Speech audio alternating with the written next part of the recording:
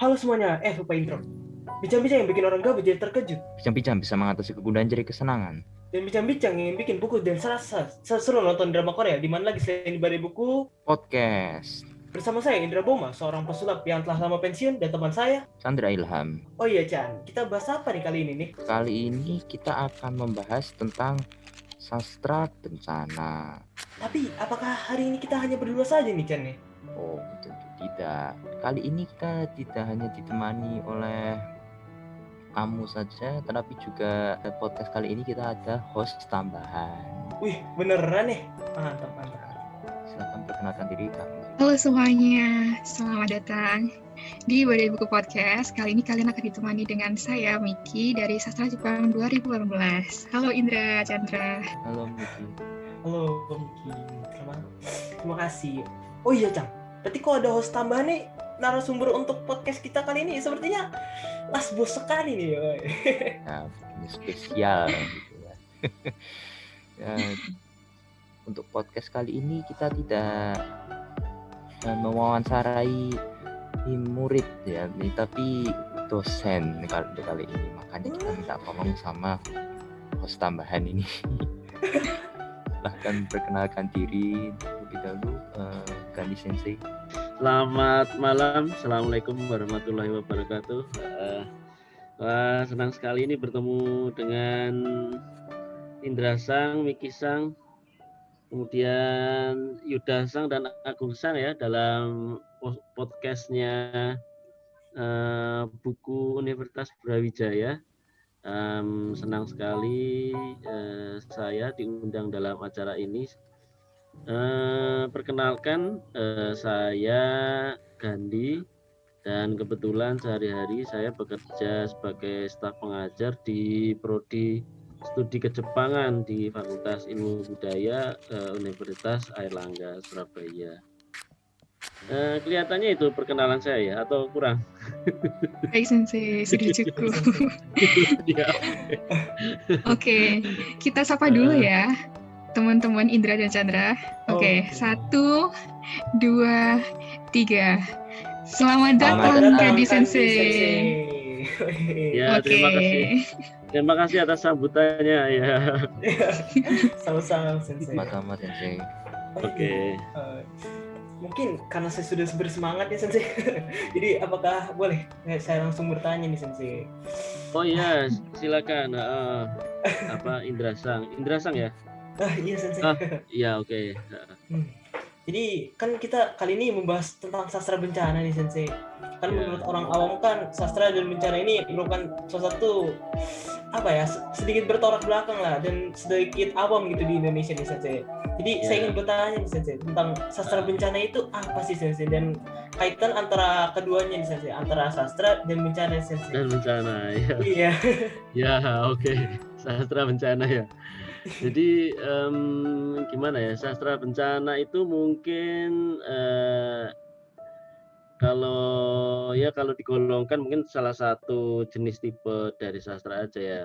Jadi di Indonesia kan selama ini kita lebih mengenal sastra itu sastra yang banyak mengangkat kehidupan, problematika kehidupan seseorang, apakah itu dari sisi romans, kemudian dari sisi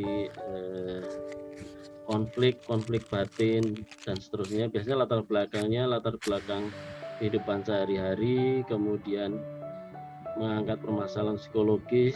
Nah, sastra bencana itu adalah karya-karya sastra yang mengangkat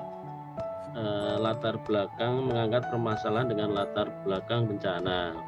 Nah, kalau di Indonesia mungkin masih belum terlalu banyak dikaji ya, tetapi untuk misalnya di Jepang itu Jepang merupakan salah satu negara yang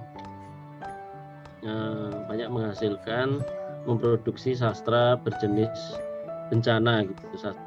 Jadi di Jepang itu tiap ada bencana itu selalu setelah itu banyak bermunculan karya sastra yang mendokumentasikan atau dibuat berdasarkan latar belakang bencana tersebut. bencana tsunami, maka nggak lama kemudian biasanya dalam seminggu itu sudah muncul karya-karya sastra yang berlatar belakang itu. Dan di Jepang baik secara kuantitas maupun kualitas, secara kuantitas jumlahnya sangat banyak dan secara kualitas juga baik. Nah, oleh karena itu, karena kemunculan baik kuantitas dan kualitasnya banyak, itu seolah-olah di sana menjadi semacam sebuah satu jenis tipe sastra tertentu yang disebut sebagai sastra bencana. Kalau dalam bahasa Jepang itu disebutnya sebagai Shinsai Bungaku atau Shinsai Go Bungaku. Jadi sastra pasca bencana atau sastra bencana gitu, yang di dalamnya itu mungkin masih bisa dipilah-pilah lagi. Misalnya karya sastra yang terkait dengan tsunami, terkait dengan gempa, kemudian terkait dengan bencana yang di bencana sendiri kan dapat dibagi 3 ya, bencana alam, bencana karena manusia, dan bencana sosial gitu.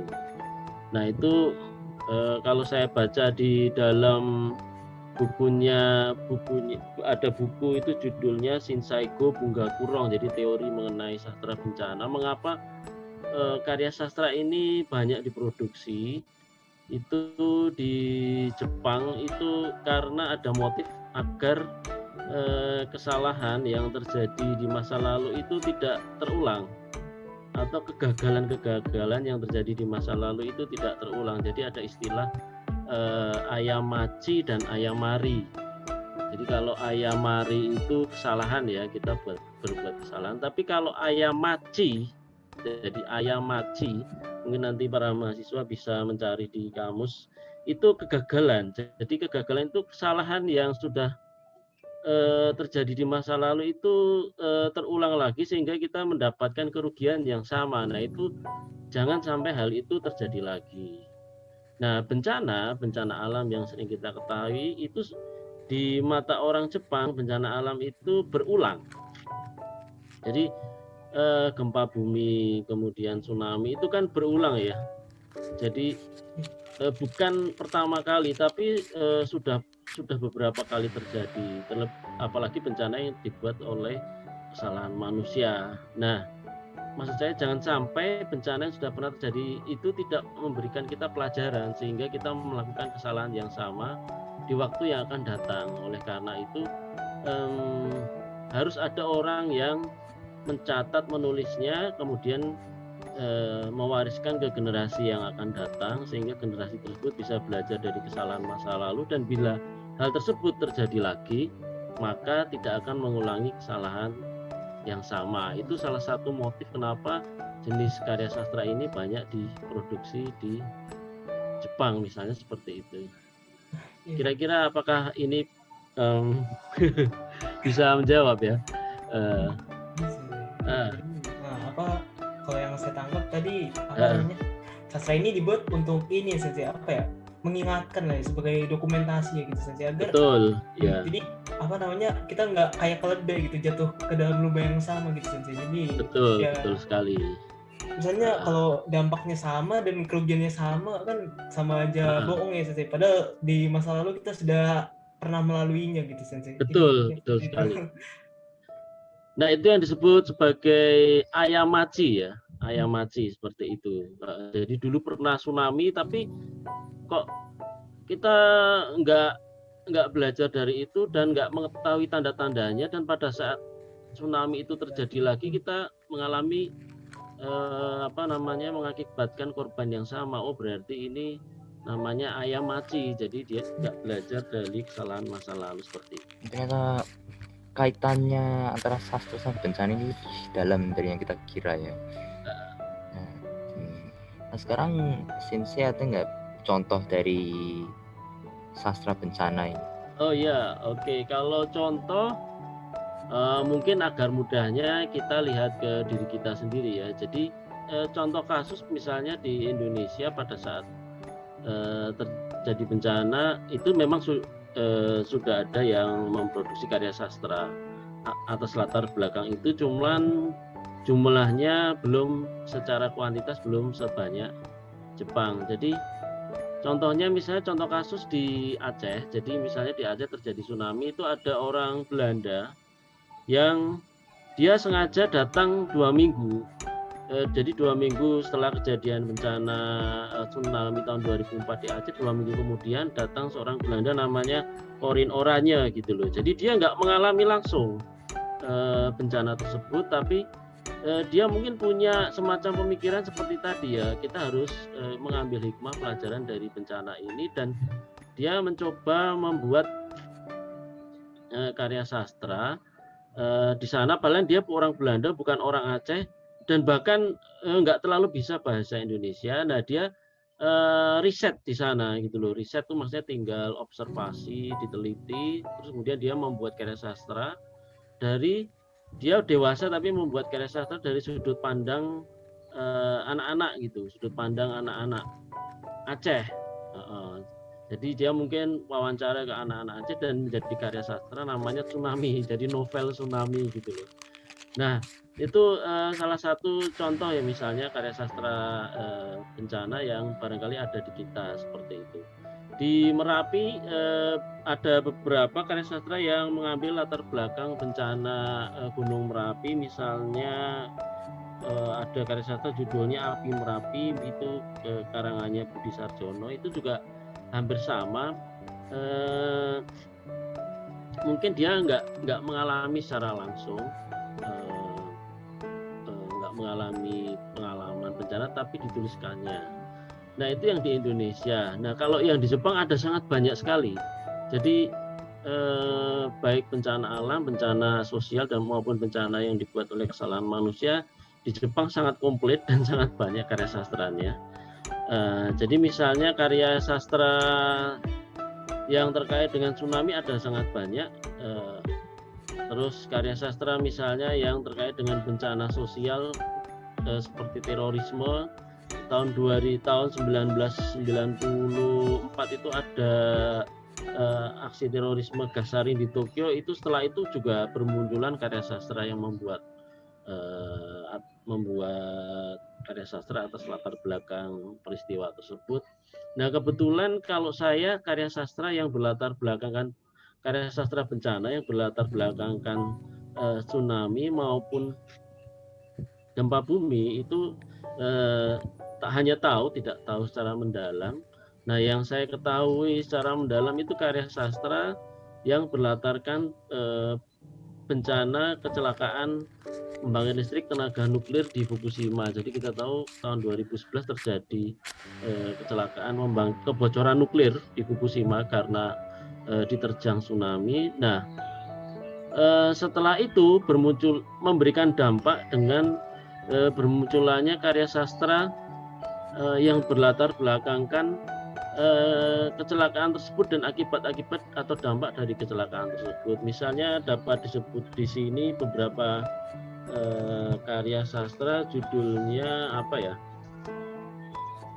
Ada beberapa, misalnya judulnya Hikari Are, kemudian Koseng, Koitsuru Genpatsu.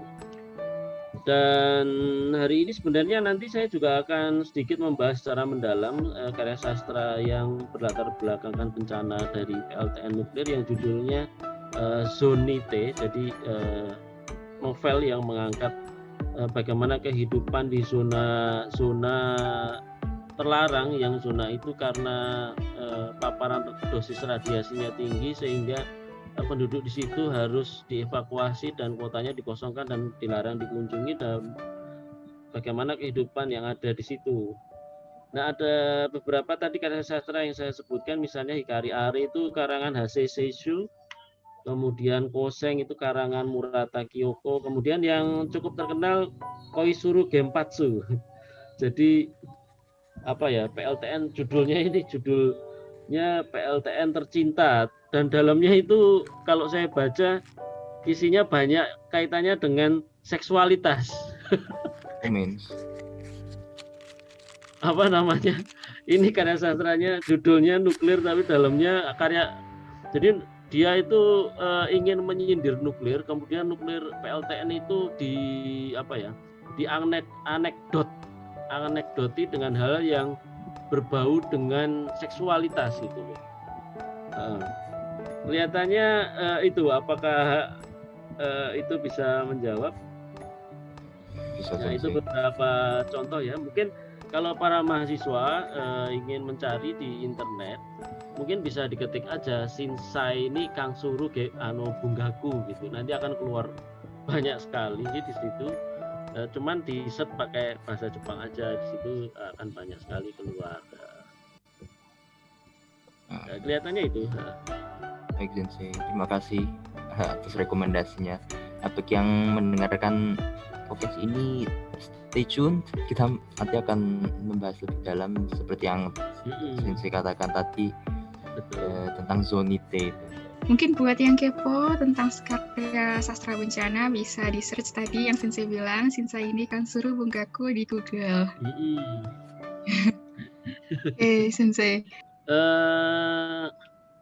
Ya kalau mungkin ada satu lagi judul, kalau tadi judul-judul karya sastra yang berlatar belakang bencana nuklir ya, kebocoran PLTN, seperti itu ada beberapa.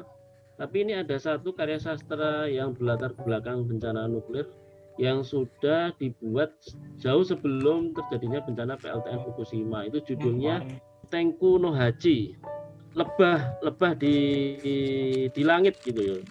Dan ini karya sastra yang dibuat tahun 1998, tapi diadaptasi menjadi film pada tahun sekitar 2016 dan 2017. Jalan ceritanya itu mengenai helikopter yang dibajak oleh teroris, kemudian dijalankan menggunakan remote seperti drone barangkali ya, ditaruh di atas persis sebuah PLTN di Jepang, pembangkit listrik tenaga nuklir.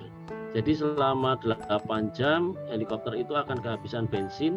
Dan tuntutan para teroris yang membajak helikopter tersebut itu biasanya teroris kan menuntut uang atau menuntut pembebasan sandera kalau dalam film-film Hollywood. Nah ini dia menuntut agar seluruh PLTN di Jepang, pembangkit listrik tenaga nuklir itu dimatikan gitu loh, dinonaktifkan. Jadi pada saat diterbitkan biasa-biasa aja.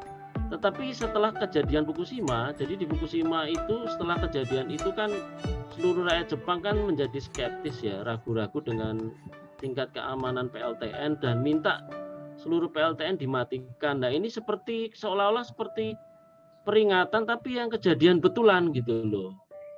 Nah inilah fungsinya karya sastra seperti tadi, ditulis kemudian menjadi semacam peringatan juga agar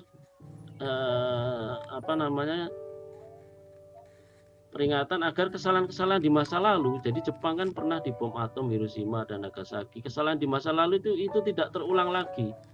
Karena bom atom Hiroshima dan Nagasaki itu kan banyak orang yang terkena radiasi yang disebut sebagai hibakusha, betul. Nah, itu fungsi karya sastra itu ada di situ seperti itu. Kelihatannya itu ya. Iya sih. Mungkin kalau terulang lagi kesalahannya mungkin kalau terulang lagi bisa jadi, tapi nanti dampaknya biar nggak terlalu besar gitu ya. Betul, dampaknya nggak terlalu besar. Oke, Sensei. Tadi Sensei sudah cukup menjelaskan mengenai tujuan karya sastra bencana ini melalui motifnya ya Sensei, yaitu mengenai mitigasi bencana, yang artinya sebuah upaya agar pada saat bencana terjadi, risiko yang terjadi tidak terlalu besar atau tidak mengulangi kesalahan yang sama yang disebut dengan ayamachi. Nah, tapi kami masih penasaran nih Sensei tentang tujuan yang lainnya Sensei.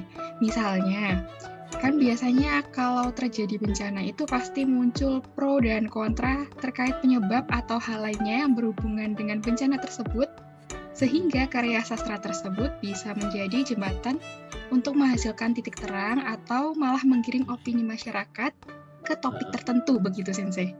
Apakah ada tujuan yang seperti itu Sensei? Ya, karya sastra memiliki banyak motif ya, memiliki banyak tujuan.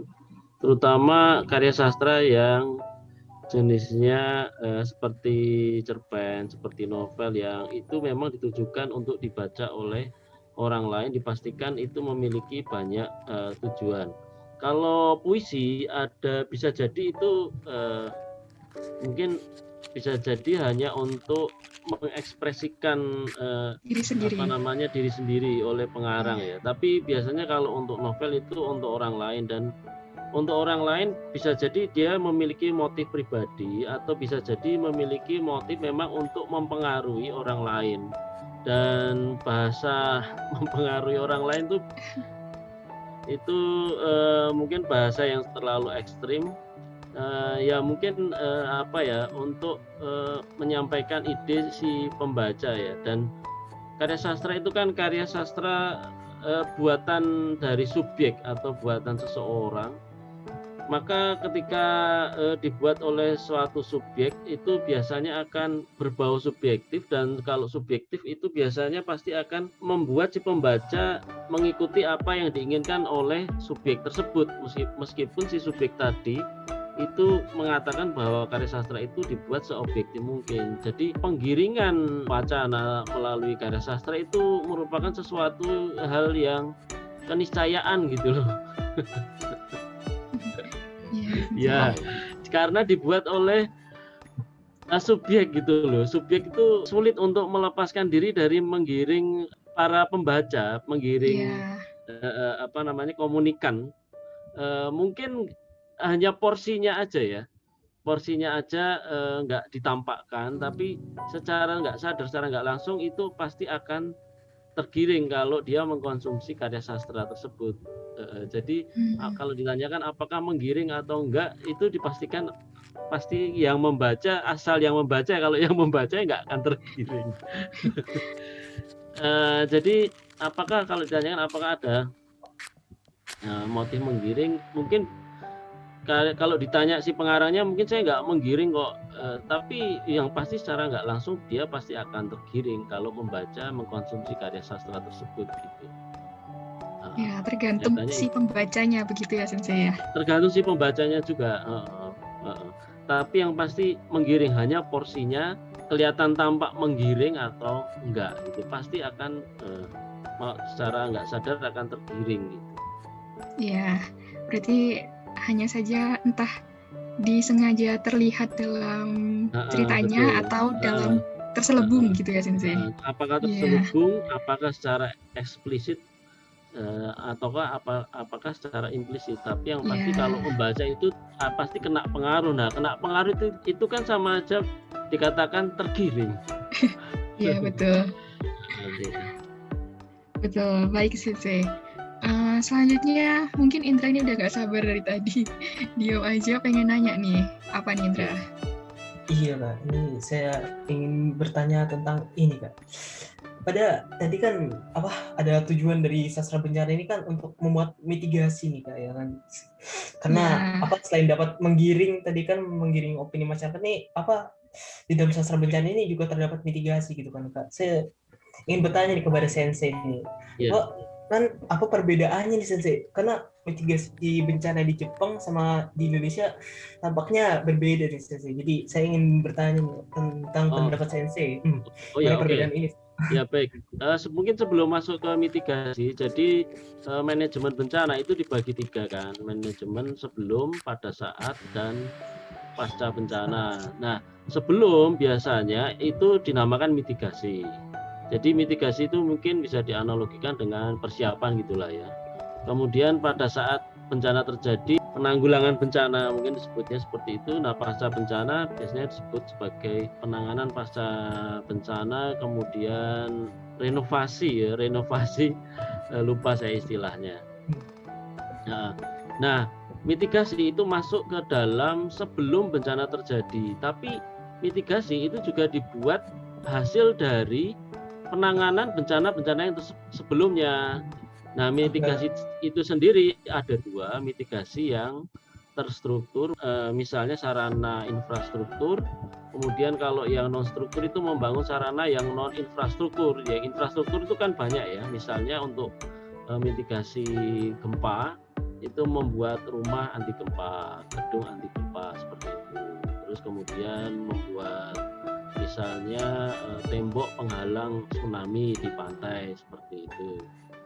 Atau membuat kalau di Jogja itu Merapi membuat bunker kalau bencana letusan Merapi. Jadi itu adalah mitigasi yang sifatnya struktural. Nah, kalau yang non struktur itu membangun literasi bencana, misalnya pendidikan, pelatihan yang terkait dengan mitigasi, dan salah satunya ya ini mengkonstruksi karya sastra sehingga dapat diwariskan, pengetahuan bencana itu dapat diwariskan ke generasi yang selanjutnya. Itu masuk ke dalam mitigasi yang non struktural. Kalau di Jepang terkait dengan mitigasi ini sudah masuk di kurikulum pendidikan baik di SD, SMP, dan seterusnya, hingga di perusahaan tempat kerja itu sudah pasti mereka memiliki semacam pelatihan dan semacam praktek kalau terjadi bencana itu dilakukan secara berkala. Nah, itu bagian dari mitigasi juga, seperti tadi dikatakan oleh Miki Sang, yang tujuan dari mitigasi itu adalah sebenarnya upaya untuk menekan risiko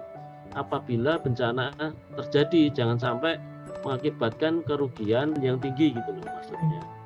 Nah, apa beda mitigasi yang ada? Tadi pertanyaannya bagaimana, apa beda mitigasi yang ada di Indonesia dan Jepang? Ya. Sebenarnya secara prinsip itu sama, hanya Jepang lebih maju ya. Jadi sebenarnya Indonesia kondisinya sama dengan Jepang, terlewati cincin api bencana, punya banyak gunung berapi. Di Jepang punya banyak gunung berapi. Dalam 1000 tahun kalau di data secara statistik jumlah bencana yang ada di Jepang dan Indonesia itu banyak Indonesia. Tapi jumlah korban itu jauh lebih banyak yang ada di Indonesia. Sebabnya apa? Sebabnya mitigasi yang ada di Jepang jauh lebih maju dan berkembang pesat, sophisticated, sementara di Indonesia mungkin masih perlu dikembangkan dengan pesat gitu ya. Salah satu upayanya ya ini tadi, kita belajar dari sudut pandang karya sastra gitu loh. Karena situasi bencana itu tidak semua bisa terliput ya. Yes. Terliput oleh media mainstream, media konvensional seperti surat kabar, radio, TV. Kan nggak semua wartawan itu kan pada saat bencana itu kan ada di tempat-tempat bencana. Nah, kekosongan itulah yang diisi oleh karya sastra. Jadi orang yang ada di situ mungkin bisa menuliskannya gitu loh. Entah itu dalam bentuk karya sastra atau bukan ya. Lebih baik lagi karya sastra, dan bisa orang seperti kasusnya si Korin orangnya tadi, orang luar misalnya mahasiswa UB nggak ngalami misalnya bencana Lapindo. Tapi wah, saya punya maksud ingin membantu mitigasi ini dari sisi mendokumentasikannya dalam bentuk kisah cerita itulah ya. Dalam bentuk karya sastra prosa misalnya. Oh, kalau gitu saya tak datang ke kawasan Lapindo, mungkin survei, observasi, lihat, ambil foto di sana, wawancara. Oh, setelah diwawancara dibuatlah karya sastranya. Nah, itu yang membedakan antara Indonesia dan Jepang. Kalau di Jepang yang begitu tuh banyak, nggak mesti orang yang langsung mengalami bencana yang menuliskannya, tapi memang ada sengaja, seperti Korin orangnya tadi yang jauh-jauh dari Belanda datang ke Aceh. Itu salah satu titik misalnya bedanya dengan yang ada di Indonesia, mitigasi antara yang ada di Indonesia dan di Jepang. Yang di Indonesia motif orang yang melakukan motif seperti itu ada, bukan nggak ada sama sekali, ada, tapi jumlahnya mungkin perlu ditambah, ditingkatkan ya. Tanggung jawab saya, tanggung jawab kita semuanya, tanggung jawab para mahasiswa UB. Saya tinggal di Sidoarjo, tapi Betul. tapi saya cuma berapa kali datang ke Lapindo, tapi untuk menuliskannya ya paling cuma nulis di mana, di blog gitu, nulis di status FB ya. Nah, itu mungkin jawaban real ya, jawaban real yang di depan mata yang membedakan apa sih bedanya mitigasi Indonesia Jepang. Ini belum bicara bagaimana kalau di Jepang itu mitigasi sudah masuk dalam kurikulum di SD, diajarkan. Sekarang orang Jepang itu di rumahnya sudah siap satu ransel isinya air minum, obat, uang. Kalau misalnya sewaktu-waktu terjadi bencana udah nggak mikir apa-apa, itu ransel langsung dibawa. Seperti seperti itu. Nah, itu kan bagian kecil ya dari mitigasi. Di sana sudah seperti itulah. Kalau di kita kan masih butuh waktu ya untuk punya kesadaran. Masih kurang siap. Iya. Itu kelihatannya contoh kecilnya ya. Kalau dari sisi yang makro dari kebijakan negara, wah kita belum nggak usah bicara yang terlalu jauh. Yang kecil-kecil itu aja kita masih perlu banyak digalakkan lagi lah, dikembangkan. Bukan nggak ada sama sekali, ada, tapi mungkin kuantitasnya masih kalah jauh, perlu ditambah, dan kualitasnya masih perlu ditingkatkan. Mungkin itu kali ya. Yes. Berarti di Indonesia kurang itu ya, exposure sama tertarikan dari masyarakatnya sendiri gitu. Betul. Ya, dari berbagai macam sisi masih perlu ditingkatkan lah, dapat dikatakan begitu. Sudah usahanya sudah, cuman perlu ditingkatkan terus. Ya, baik Sensei. Kita kembali lagi ke karya sastra bencana yang ada di Jepang yang tadi dikasih sama Sensei contoh-contohnya. Tadi Sensei ada menyebutkan Tenku no Hachi, ada Koizuru Genpatsu, ada Zunite juga. Nah, kami ini tertarik ke Zunite nih Sensei. Zonite Sensei. Karya Taguchi Randi. Nah, Sensei gambaran umumnya mengenai karya sastra bencana tersebut. Ya, ini Zonite ini adalah karya sastra yang ditulis oleh seorang penulis perempuan namanya Taguchi Rendi. Jadi Taguchi Rendi itu nama pena itulah ya. Kalau di kita itu kan ada Terelie gitu, tapi itu bukan nama asli. Nah, itu sama, nama aslinya Taguchi Keiko. Nah, usianya dia lahir tahun 1959. Jadi mungkin sekarang usianya hampir 70 gitulah ya, hampir 70 tahun. Dan dia perempuan.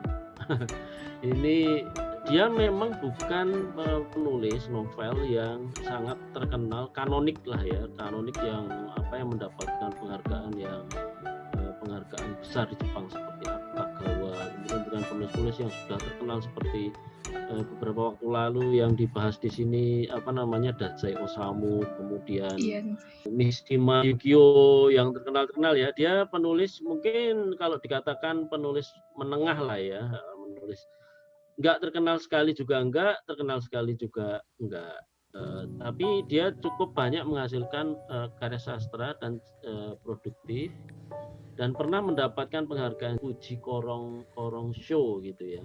Jadi penghargaan sastra khusus untuk wanita, perempuan. Nah, saya sendiri secara pribadi itu lebih suka membaca karya sastra yang ditulis oleh perempuan. Kalau ini alasan pribadi ya, bukan nggak ilmiah, karena ini mungkin sedikit agak keluar. Jadi perempuan itu kan jarang diberikan ruang untuk memberikan gagasannya gitu loh. Jadi dunia ini kan sebenarnya dunia laki-laki gitu loh. Semua dibuat dari perspektif sudut pandang laki-laki.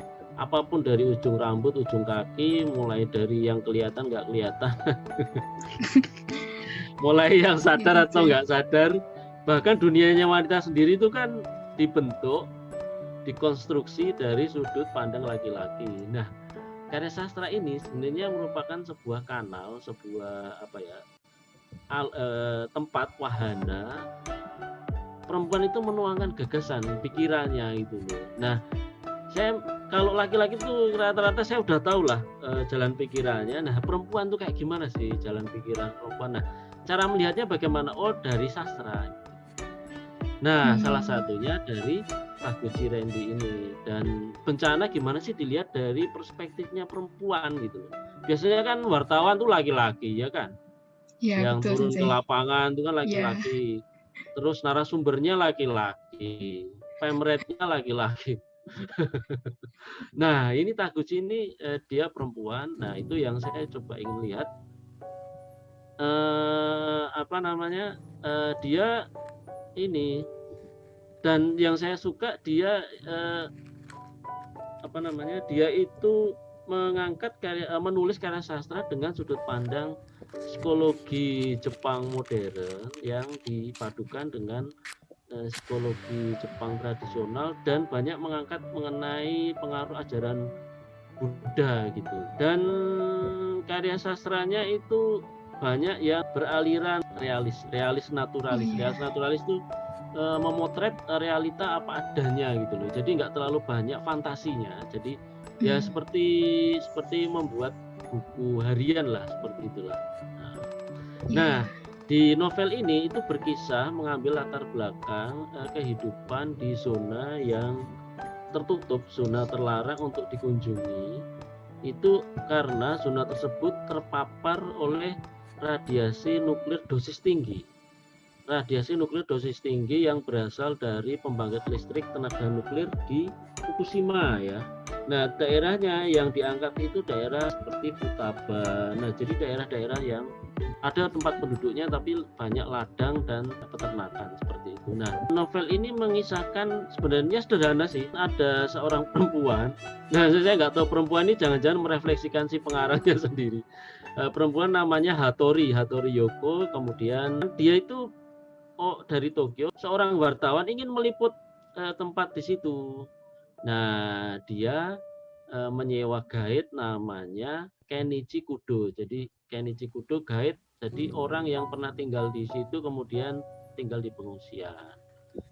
Jadi mengisahkan istilahnya jalan-jalan lah ya, jalan-jalan. Jadi jalan-jalan itu diceritakan di situ dan banyak yang dikisahkan, banyak dialog-dialog yang terjadi di situ. Nah, dialog-dialog inilah yang menarik. Ada dua topik yang banyak diangkat di situ. Pertama masalah radiasi, kemudian yang kedua masalah orang-orang yang masih tinggal di situ. Nah, yang pertama masalah radiasi. Jadi novel ini sebenarnya seolah-olah ingin mengatakan agar aware itu apa ya? Sadar, hati-hati. Berhati-hati. Iya. Hati-hati dengan masalah radiasi gitu loh. Jadi apa saja sih yang harus disiapkan? Nah, pasca bencana itu di situ daerah yang tertutup. Nah, ini mau meliput masuk ke daerah itu. Nah, si Hattori ini dia sebelum masuk ternyata dia sudah diingatkan orang-orang di situ kalau masuk nanti harus pakai pakaian APD. APD kayak APD-nya COVID itu loh. APD dan membawa alat pengukur radiasi seperti itu. Membawa alat pengukur radiasi, jangan lupa pakai masker dan lain sebagainya, dan harus bersiap dengan makanan karena di dalam itu seluruhnya sudah terradiasi, baik itu benda hidup, benda mati nggak bisa dikonsumsi seperti itu. Nah, radiasi ini menjadi topik yang dibicarakan, didialogkan di situ. Hattori itu dia kemudian meminjam temannya alat pengukur radiasi dan mempelajari radiasi yang berbahaya itu seperti apa sih, ukurannya berapa, kemudian satuannya apa dan lain sebagainya, dan dalam batas berapa itu berbahaya terhadap kesehatan. Jadi dia itu akhirnya kayak orang paranoid gitu loh. Jadi dia membawa alat radiasi. Nah, alat radiasi itu besarnya seperti HP, sudah dijual di Jepang dan harganya sekarang sudah murah. Itu seperti pesan juga kalau kemana-mana itu bawa alat pengukur radiasi kalau di Jepang gitu loh. Karena di tempat-tempat tertentu dosisnya tinggi, itu ada kayak seolah-olah secara nggak langsung ada pesan seperti itu. Nah, dia seperti orang yang paranoid.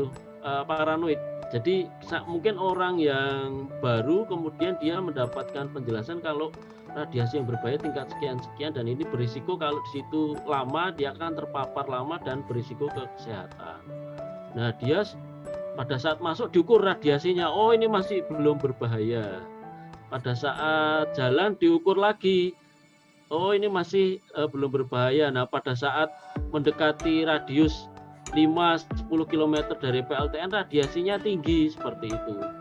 Nah, pada saat tinggi itu dia sering bertanya kepada si guide-nya namanya Kudo Kenichi tadi. Guide-nya itu agak jengkel ditanyain terus masalah radiasi. Jadi saking jengkelnya si guide-nya itu guide-nya itu sampai bilang kalau kita ngukur radiasi terus kita nggak akan bisa hidup di sini. Mending nggak usah diukur sekali ya. Jadi kayak kita Iya. mungkin kali ya, apa disuruh PPKM, wah lah ini kalau di rumah terus caranya begini, udah kita nggak akan makan, nggak akan hidup gitu lah, itu hampir sama.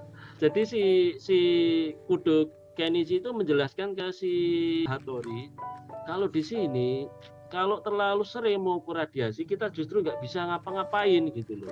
Udah mending nggak usah diukur, yang penting waktu kita di sini itu nggak lama kan.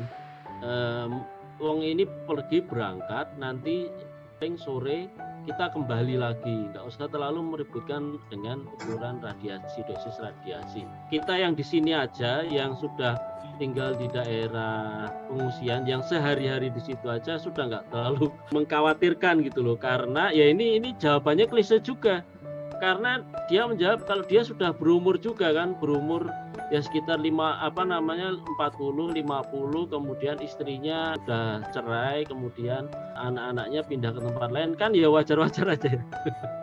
Ini si Kudo bilang seperti itu. Jadi apa fatalisme itu loh ya, udah umur segini mau mati aja gitu loh. Nah itu salah satu topik yang banyak didiskusikan ya. Pertama radiasi. Kemudian yang kedua, ada beberapa tempat di situ, terutama peternakan yang mau tidak mau sudah kosong dan banyak yang tinggal bangkai. Jadi hampir semua peternakan di situ itu sapi-sapinya itu nggak boleh dibawa keluar dari area itu ya. Jadi sapi-sapinya itu harus dimusnahkan dan si peternak itu mendapatkan ganti rugi dari pemerintah Jepang. Jadi ada yang karena nggak tega dibiarkan sapinya, kemudian sapinya karena nggak terbiasa cari makan sendiri, lama-lama mati sapinya. Tapi di saat perjalanan berkunjung ke, jadi jalan-jalan lah itu istilahnya, jalan-jalan muter naik mobil, ada satu peternakan yang sapi-sapinya itu masih banyak dan hidup. Itu peternakannya milik si temennya si Kenichi Kudo, guide-nya si Hattori tadi yang minta diantar jalan-jalan. Nah si Hattori kan tanya, loh ini ada peternakan kok sapi-sapinya masih hidup? Kemudian si Kudo itu menjawab, oh iya ini karena secara berkala masih dikunjungi, masih dikasih makan oleh pemiliknya. Nah saya kenal pemiliknya gitu loh. Lah kenapa kok dia maunya masih berkunjung ke tempat sapi dan merawat sapi di situ lah? Bukankah itu harus dimusnahkan dan nggak ada artinya juga kan?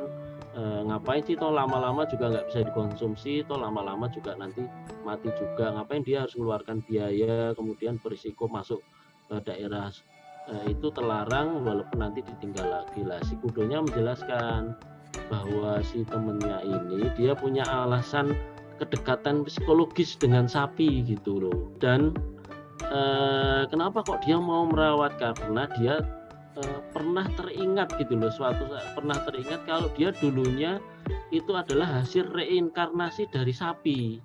Dia mengatakan seperti itu, si pemilik sapinya itu, si temannya si Kudo itu, karena dia punya alasan, punya kedekatan dengan sapi sehingga dia merawat sapinya dengan baik karena dia berhutang budi dengan sapinya tersebut.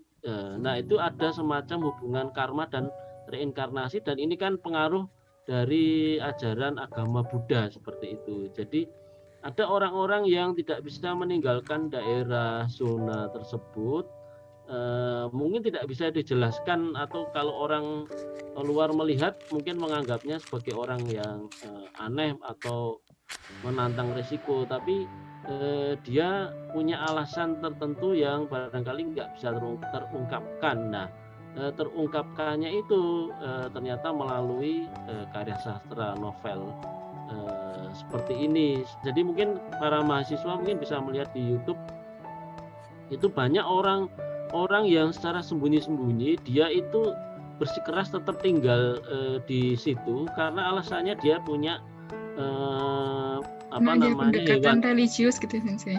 Ada semacam pendekatan metafisik ya. Yeah. Pendekatan religius, jadi seperti itu. Dan ternyata ini singkat cerita, si Hattori itu akhirnya terakhir berkunjung ke rumahnya si Kudo. Nah si Kudo itu juga punya hewan peliharaan namanya Dacho. Daco itu burung unta itu loh. Oh iya, iya Burung Sensei. unta. Burung unta lah itu juga sama ternyata. Kenapa burung untanya ini masih dipelihara? Lah itu jawabannya juga sama karena saya dulu merasa bahwa saya adalah reinkarnasi dari burung unta. Burung Oleh unta. karena Oke, itu oke. saya jangan jadi di situ dikisahkan si kudo itu keras kepala seperti itu. Jadi jangan disalahkan misalnya saya keras kepala dan nggak terlalu mematuhi prokes lah, kalau bahasa kita sekarang prokes gitu loh, Iya. 5M. Nggak, jadi sekutu ini juga aneh, dia nggak terlalu aware dengan radiasi, kemudian lainnya pakai APD, dia cuma pakai masker doang seperti itu. Jadi dia punya alasan seperti itu. Itu jadi ada dua yang dikisahkan di novel tersebut. Kemudian singkat cerita setelah berkunjung muter-muter, jadi seperti AADC itulah. Udah lihat AADC 2 belum? Ya berkunjung. Sudah Sensei. Ya itu jalan-jalan kemana-mana muter-muter gitulah. Iya. Muter-muter, nah di dalam jalan-jalan itu terjadi banyak dialog dan itu bahasa Jepangnya mudah sekali. Mungkin para mahasiswa UB yang semester ya 4, 5 tuh asal dengan kamus nggak tahu itu bisa menangkap jalan ceritanya mudah sekali, dan banyak terselip hal-hal yang sifatnya perenungan gitu loh. Jadi hubungan manusia tidak hanya dengan manusia, tapi ada hubungan erat dengan alam, dan itu ada pengaruh dari religi, dari pengaruh dari kepercayaan Buddha. Jadi religi ini memang sesuatu hal yang sulit ya, terkait ini ada tarik menarik dialektika antara bencana kemudian antara religi. Jadi itu mirip dengan misalnya di kita juga corona ini kan juga bencana, itu ada tarik menarik dengan religi agama. Jadi kita disuruh prokes, tapi begitu berhadapan dengan nilai-nilai agama, kadang kita juga misalnya sholat Jumatan nggak boleh gitu misalnya. Iya. Itu banyak yang menolak kan, Iya. bertentangan dengan prokes, tapi ya orang bingung juga kan, kelihatannya ya ini ada prokes tapi ini juga berat juga, nggak bisa ditinggalkan juga ini nilai-nilai agama, atau saya mau nggak mau tetap harus patuhi. Itu hampir sama dengan itu juga, wah ini zona saya harus meninggalkan, tapi ya saya ada hubungan religi, hubungan psikologis yang dekat dengan sapi, saya nggak bisa meninggalkan begitu saja sapi-sapi saya gitu. Itu kelihatannya mungkin secara global ya, secara garis besar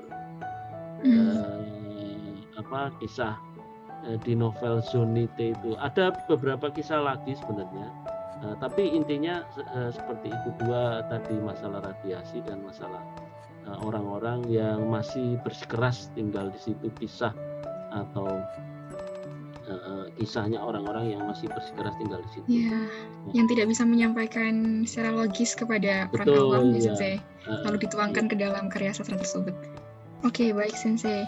Tadi sudah dijelaskan oleh Gandhi Sensei tentang gambaran umum tentang ceritanya Zonite ini yang beraliran realis naturalis begitu ya Sensei.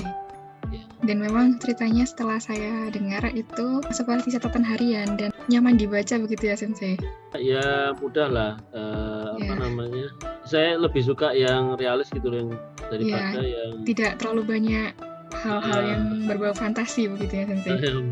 Nggak terlalu banyak berbau fantasi dan nggak berbau seks gitu. Iya betul Sensei. Oke Sensei. Saya lanjutkan sedikit ya. Iya, itu boleh, yang boleh, berbau seks itu yang judulnya Koizuru Genpatsu. Wah itu isinya saya nggak tahu, pusing saya bacanya. Nanti silakan baca kalau mau, saya ada bukunya, silakan baca sendiri.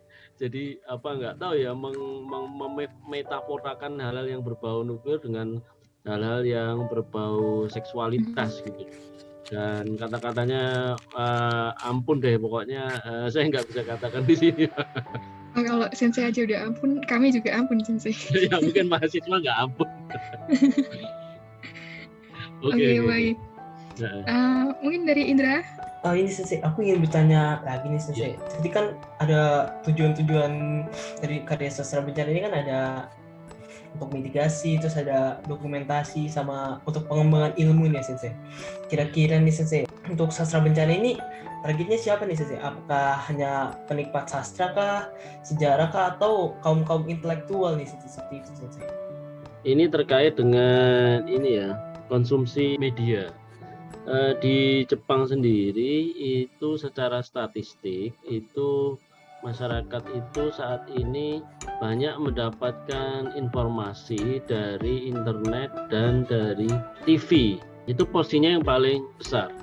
Kemudian baru dari media yang lain, yaitu misalnya surat kabar, koran, majalah, manga, dan yang terakhir sastra. Sastra ini memang porsinya kecil ya, nggak banyak dikonsumsi oleh masyarakat Jepang dibandingkan dengan media yang lain. Tetapi perlu dicatat bahwa pengkonsumsi karya sastra di Jepang itu adalah kalangan-kalangan umumnya orang sekolahan lah, orang sekolahan, kalangan terdidik, dan jangan lupa para pengambil kebijakan gitu loh. Sehingga secara tidak langsung walaupun sedikit dibaca, tapi sebenarnya karya sastra di Jepang dia punya pengaruh yang cukup kuat dalam mempengaruhi kebijakan negara walaupun secara tidak langsung gitu loh. Misalnya orang-orang di parlemen, misalnya menteri itu secara nggak langsung dia baca sastra. Dia daripada nonton TV dia baca surat kabar. Dan kalau baca surat kabar itu nggak semua artikel, tapi ada artikel khusus yang dia cukup baca. Itu dia sudah tahu kondisi surat kabar itu secara keseluruhan, yaitu editorial. Nah, sastra ini dikonsumsi oleh mereka.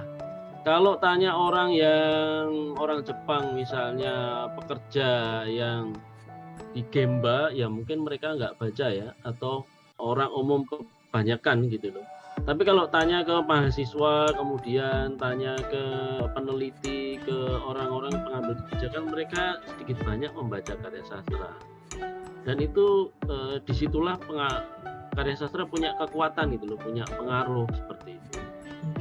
Berarti yang membaca karya sastra ini kaum terdidik ya Sensei. Jadi kaum terdidik biasanya, dan di buku Kokugo pelajaran dari SD, SMP, SMA Jepang kan banyak menukil dari karya sastra Jepang juga, seperti kita buku pelajaran bahasa Indonesia itu kan banyak menukil karya sastra. Nah, dari situ masuknya pengaruh sastra sehingga banyak orang yang tertarik untuk mengkonsumsi maupun memproduksi. Nah, sekarang itu ada istilah prosumer. Memproduksi dan sekaligus sebagai konsumer, itu untuk dunia media baru ya. Tapi untuk dunia sastra itu di Jepang jumlah karya sastra yang diproduksi kan sangat-sangat banyak. Itu menunjukkan bahwa animo pembacanya sebenarnya juga sangat banyak. Walaupun mungkin dibandingkan dengan media internet sekarang masih kalah. Tapi bukan berarti karya sastra itu tidak memiliki kekuatan untuk mempengaruhi masyarakat. Mungkin di Indonesia nggak terlalu ya. Tapi kalau Jepang masih, menurut saya meyakini walaupun itu dugaan perlu diriset ya, masih punya pengaruh terhadap penentuan kebijakan, baik itu kebijakan di level lokal, level negara seperti itu. Muaranya seperti itu. Mungkin yang kalau saya boleh berspekulasi nih Sensei, mungkin karena karya sastra itu kan banyak suara-suara masyarakat gitu Sensei. Jadi mungkin para pemerintah di sana ketika ingin membuat kebijakan kan mungkin masyarakatnya memasukkan ide-idenya itu ke dalam karya sastranya gitu. Jadi kalau mudahnya bagi pemerintahan di sana mungkin kalau saya ingin membuat kebijakan saya tinggal melihat karya sastra, karena mungkin di sana banyak hal-hal yang diungkapkan dari masyarakat tersebut dalam karya sastra. Ya, sastra. Betul, ya. Mungkin itu hipotesa ya, dugaan, dan menurut saya kok nggak keliru juga. Hipotesa itu untuk kasus Jepang ya, karena memang budaya baca mereka dan keyakinan mereka terhadap apa yang ditulis oleh orang Jepang, mereka masih sangat meyakini itu seperti itu. Jadi contoh kecilnya orang Jepang itu masih untuk mencari kebenaran itu masih meyakini surat kabar cetak itu loh. Itu contoh kecilnya ya, bagaimana kultur Jepang itu dalam tanda kutip sedikit aneh gitu loh, aneh dibandingkan negara lain. Jadi ketika surat kabar di negara lain udah nggak terlalu digubris, dibaca, orang Jepang memang ada kecenderungan turun, tapi hampir 80%, 90% rumah tangga Jepang itu masih melanggan koran gitu loh. Pelanggan koran. Nah, itu kan sebenarnya sesuatu yang anomali, yang agak aneh gitu loh, agak aneh dibandingkan di negara lain, termasuk juga karya sastranya gitu loh. Jadi itu apresiasinya cukup tinggi di Jepang. Saya lanjut ke pertanyaan selanjutnya ya. Ya. Dari karya sastra Zonite ini ya, seberapa besar sih karya sastra ini dapat mempengaruhi opini masyarakat tentang bencana reaktor Fukushima itu? Nah, kalau seberapa besar pengaruh karya sastra itu terhadap pembentukan opini publik, saya tidak bisa menjawab secara langsung karena itu harus diriset, harus diteliti. Tapi yang pasti adalah bahwa karya sastra itu sudah memperkaya khasanah karya sastra bencana Jepang itu sendiri di Jepang, dan sudah dipublikasi secara umum dan dapat dikonsumsi oleh masyarakat banyak, dan pengarangnya itu pengarang yang saya pikir cukup produktif dan cukup mulai dikenal karena sempat mendapatkan penghargaan walaupun tidak bisa membentuk opini publik sekuat misalnya informasi yang didiseminasikan oleh surat kabar atau televisi, tapi dia pasti punya pembaca, dan walaupun tidak besar ya dari pembaca itulah dia akan membentukkan opini gitu. Kelihatannya itu, saya nggak bisa menjawab kalau membentuk opini. Kok saya pikir seperti halnya media besar kok nggak sampai seperti itu ya, sampai sekuat itu gitu loh, sampai sekuat itu karena si pengarangnya sendiri bukan pengarang yang saya sebut di depan, pengarang yang punya nama besar seperti Oe Gensaburo atau Murakami Haruki gitu kan. Haruki kalau begitu terbit karyanya langsung jadi rebutan, langsung yang menilai banyak gitu. Tapi itu tadi saya pikir penilaian apakah dia membentuk opini publik, kalau dikatakan apakah bisa, saya pikir belum. Tapi saya pikir penilaian itu harapannya jangan hanya dinilai dari sisi itu saja, tapi dinilai bahwa dia telah memperkaya khasanah sastra dan menyumbangkan pemikiran dalam hal bencana dan karya sastra bencana. Nah, buktinya walaupun di opini publik nggak membentuk opini publik atau mempengaruhi opini publik, buktinya secara nggak sengaja saya baca dan isinya diketahui oleh orang bukan Jepang di Indonesia.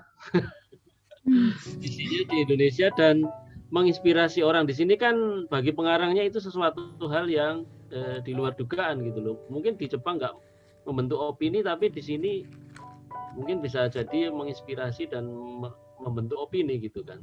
Nah, penilaian-penilaian yang seperti itu saya pikir perlu kita pertimbangkan daripada penilaian yang sifatnya mainstream tadi, seperti kalau media surat kabar sejauh mana dia membentuk opini publik mungkin bisa ditanyakan ya, karena surat kabar itu kan disebarkan secara masif gitu. Nah, kalau karya sastra mungkin ya kita sulit mengetahui. Bisa jadi kalau yang baca presiden, wow itu pengaruhnya besar sekali. Iya. Nggak ada yang baca, tapi kebetulan presiden Pak Jokowi daripada membaca Juki atau Shincang pas baca kebetulan pas terbit belum dibaca banyak orang, hanya dibaca satu presiden, wah itulah pengaruhnya satu negara bisa jadi itu. Yeah. Nah, saya pikir itu penilaian itu boleh, bisa sah-sah saja, tapi jangan hanya dinilai dari situ. Jadi nggak cuma efeknya nggak cuma tergantung dari berapa banyak yang baca, tapi juga siapa yang baca gitu ya. Nah, siapa yang seberapa baca besar itu orang itu ya. Oke Sensei, kalau kesan pribadi Sensei bagaimana Sensei tentang novel ini, Zonite ini Sensei? Apakah ada hal yang membuat Sensei terkejut, misalnya di luar dugaan Sensei, oh ternyata begini ya gitu Sensei. Yang pasti bahwa kisah atau tema topik yang diangkat itu pertama jauh dari kita orang Indonesia ya. Kita nggak mengalami kan, belum mengalami. Iya. Ya, semoga tidak mengalami situasi seperti halnya di Jepang. Nah, pada saat orang mengalami situasi yang tidak kita alami, kita ingin tahu bagaimana reaksi orang tersebut, bagaimana pemikiran orang tersebut, seperti itu. Kesan saya ada di situ, jadi ingin melihat bagaimana kita melihat misalnya di berita-berita itu kan kaku ya, karena kaidah jurnalistik nggak bisa terlalu banyak pemikiran subjektif, itu ya subjektif, tapi pemikiran subjektif kesan pribadi itu kan nggak bisa terlalu banyak masuk di surat kabar ya. Tapi kalau di sastra kan bisa, gimana sih perasaannya sedih, senang, bla bla bla dengan kondisi yang misalnya kita terusir dari rumah kita yang harus dikosongkan, ladang kita yang harus ditinggalkan, ternak kita yang harus ditinggalkan karena radiasi, dan kita tinggal di satu tempat yang kita nggak ada pilihan, tapi kita memiliki resiko bahaya terhadap kesehatan kita. Gimana sih perasaan kita? Nah, itu yang ingin saya ketahui, yang kita nggak pernah mengalami. Misalnya putus cinta, wah itu novelnya banyak banget. Misalnya masalah dilematis, kemudian orang tidak punya pilihan lalu bunuh diri, menurut saya itu juga topik yang banyak banget. Tapi kalau dilematis tinggal di daerah yang terkena nuklir, wah ini kelihatannya kita belum pernah mengalami gitu loh. Nah itulah yang membuat saya terkejut, oh ternyata orang Jepang itu sekarang harus bersiap, harus hati-hati, aware dengan yang namanya radiasi. Karena radiasi itu kan sifatnya teknik, nggak semua orang tahu, tapi mau nggak mau orang Jepang harus tahu, kayak kita juga harus tahu apa itu corona gitu kan.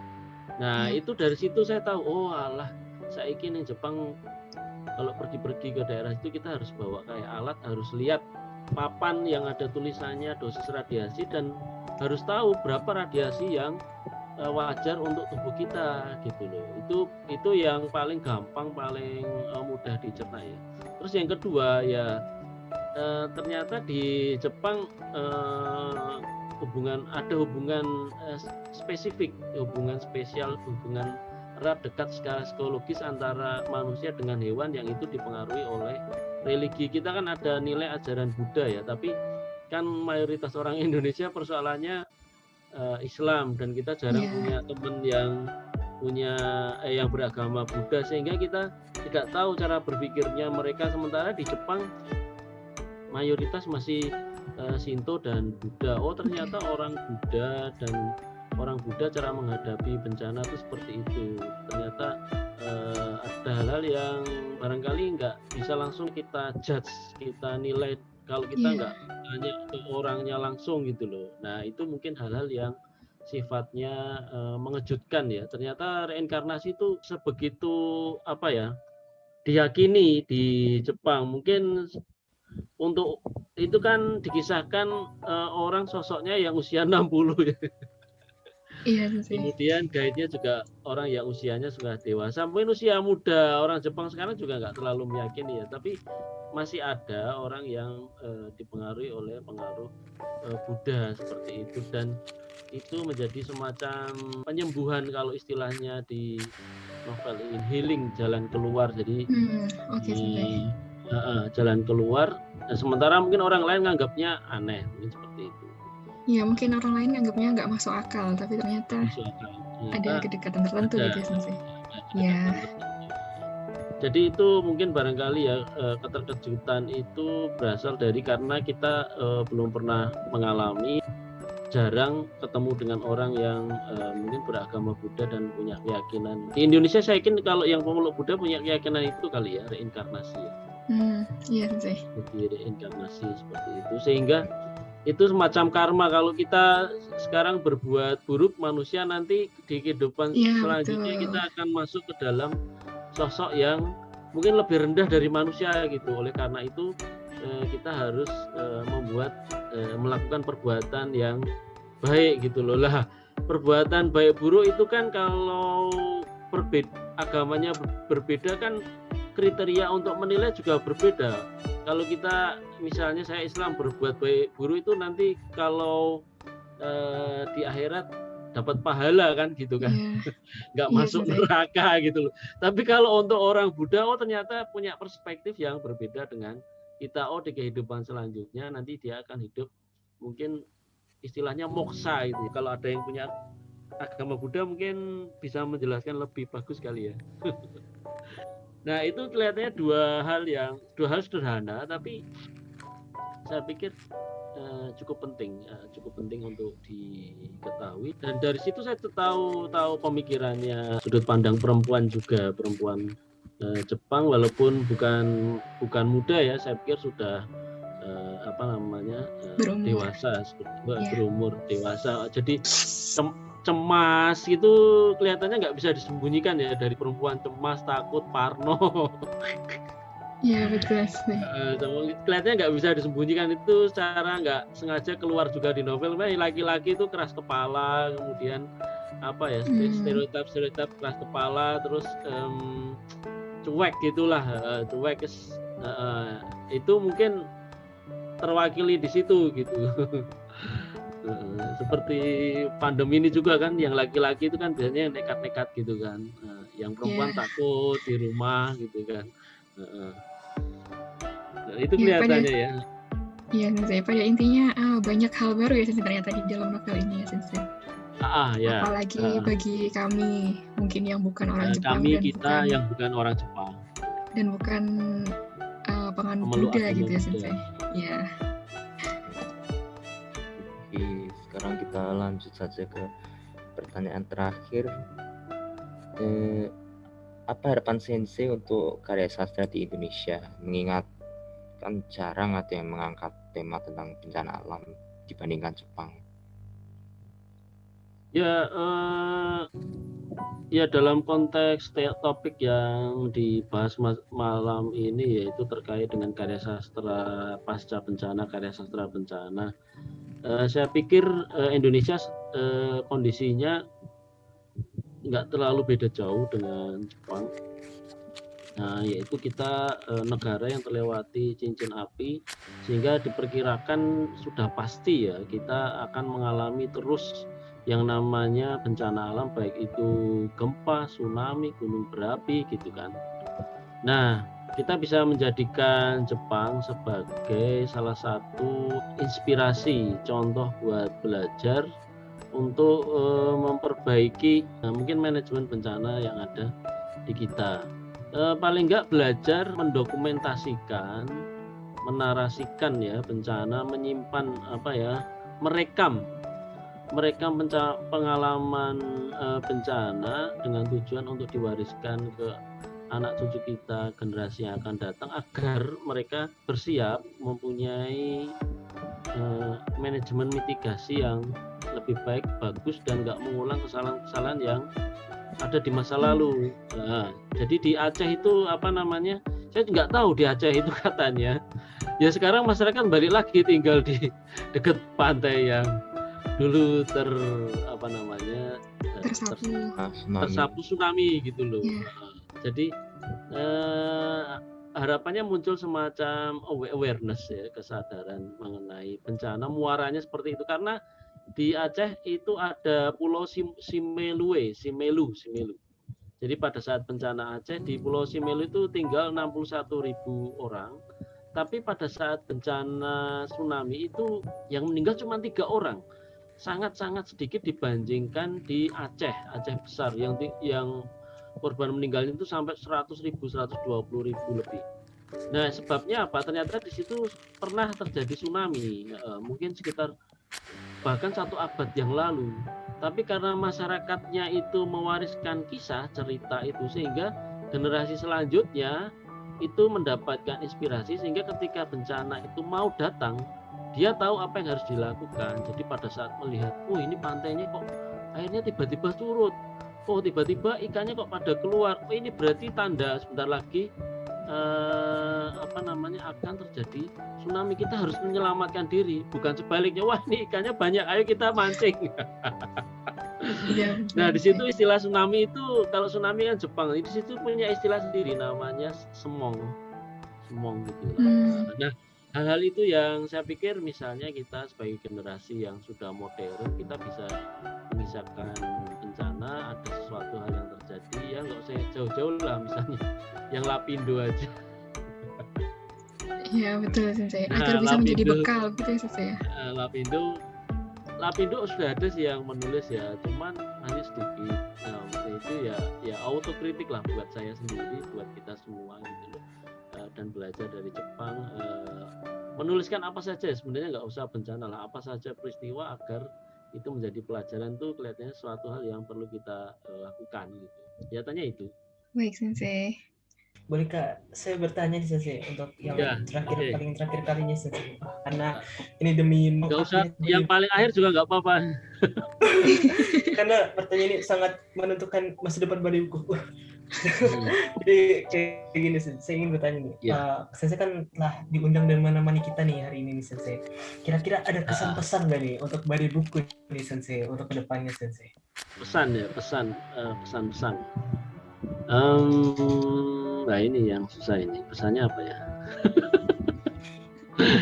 Ya, pesan-pesannya, acaranya tetap terus dilangsungkan, jangan sampai berhenti, apalagi sampai mati gitu ya. Tetap diteruskan, ditingkatkan baik kuantitas maupun kualitasnya. Nah, kalau kuantitas mungkin bisa ditingkatkan sebulan 2 kali seperti itu. Baik, Kalau Sensei. misalnya kuantitasnya sulit ditingkatkan, ya kualitasnya mungkin yang perlu diperbaiki, kembali. Mungkin salah satunya ya dengan memperbanyak aneka topik yang diangkat atau dibahas, nggak hanya yang terkait dengan persoalan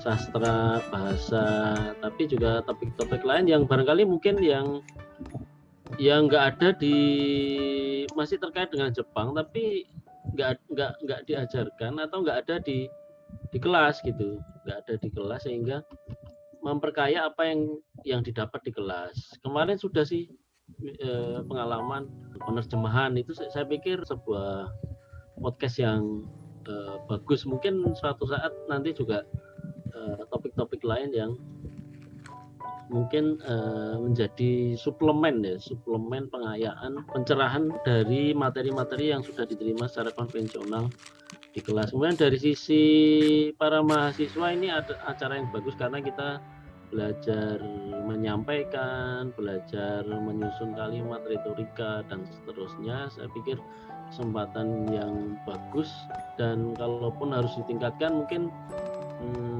menambah wawasan dengan membaca literatur lebih dulu sebelum wawancara, mencari literatur dan lain sebagainya, sehingga pada saat wawancara mungkin bisa lebih mengarahkan ke pertanyaan-pertanyaan yang bagus dan tajam. Barangkali seperti itu kali ya.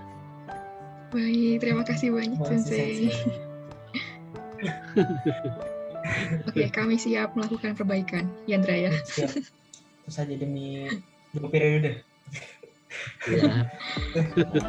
Saya ingin sedikit mencoba untuk memberikan rangkuman mungkin Sensei. Ya, oke.